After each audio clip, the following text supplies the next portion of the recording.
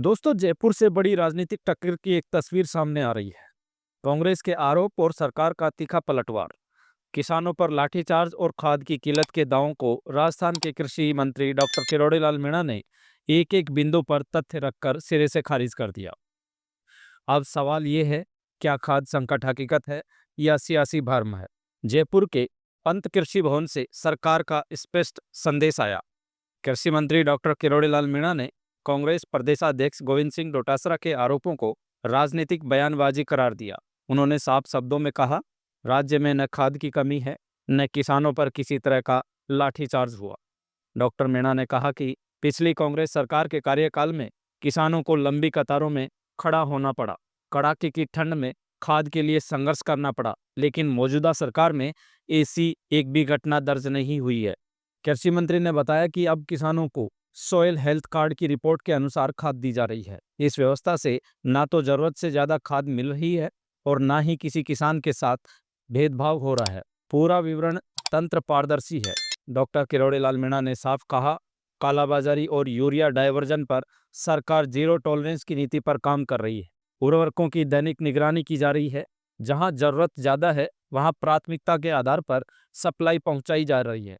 उन्होंने बताया कि अवैध भंडारण और डायवर्जन मामलों में पूरे प्रदेश में 30 एफआईआर दर्ज की गई हैं। श्रीगंगानगर, नागौर, अलवर, पाली, टोंक, भरतपुर, डूंगरपुर, दौसा और जालोर जैसे जिलों में सीधी कार्रवाई की गई है। सरकार के आंकड़े भी सामने रखे गए हैं। रबी 2025 के लिए यूरिया और डीएपी की आपूर्ति केंद्र सरकार के समन्वय से सुनिश्चित की गई है। अक्टूबर से दिसंबर के बीच यूरिया का 92% से अधिक आवंटन पहले ही उपलब्ध कराया जा चुका है, जबकि दिसंबर में अलग से 3 लाख मीट्रिक टन यूरिया की आवक प्रस्तावित है। डीएपी की स्थिति तो और भी मजबूत बताई गई। आवंटन से भी अधिक डीएपी की उपलब्धता दर्शाई गई है। सरकार का दावा है, फॉस्फेटिक उर्वरकों का स्टॉक पिछले साल की तुलना में ज्यादा है। सीमावर्ती जिलों में दूसरे राज्यों में अवैध परिवहन रोकने के लिए 61 चेक पोस्ट लगाए गए हैं। पुलिस और कृषि विभाग मिलकर निगरानी कर रहे हैं।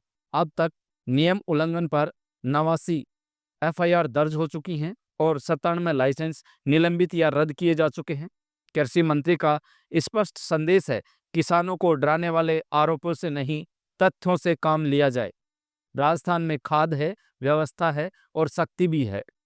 तो दोस्तों, आपको किरोड़ीलाल मीणा के इन दावों में कितनी सच्चाई नजर आ रही है? कमेंट बॉक्स में अपनी राय जरूर दें और वीडियो पसंद आया हो तो लाइक और शेयर करें। और हाँ, रॉयल पत्रिका चैनल को सब्सक्राइब करना ना भूलें। धन्यवाद।